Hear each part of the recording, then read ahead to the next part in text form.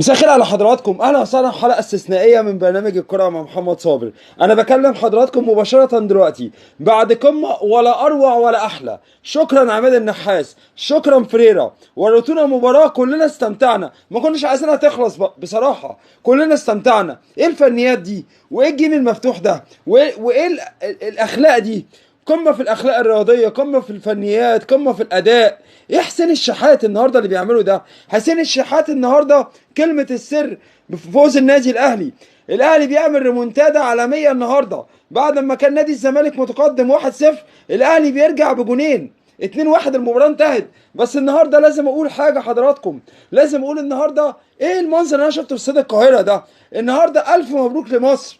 ايه الجمهور العظيم ده؟ جمهور نادي الاهلي. وايه الجمهور العظيم؟ جمهور نادي الزمالك. هي دي مصر، هم دول الاهلي والزمالك، دول قوه ناعمه لمصر. النهارده ما عندناش مهزوم.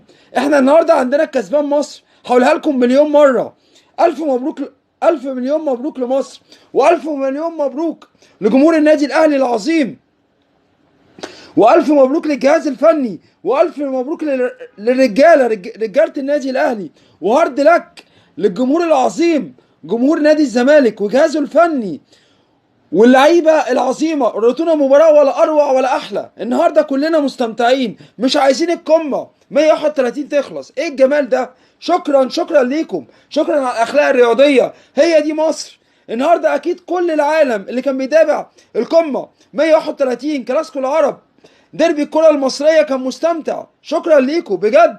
انا طالع النهارده اقول شكرا، والنهارده هقولها لحضراتكم مليون مره. الكسبان مصر.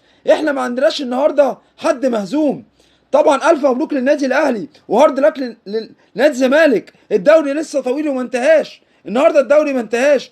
شرفت الكره المصريه يا رجاله. مباراه ولا اروع ولا احلى في الاخلاقيات والاخلاقيات والفنيات.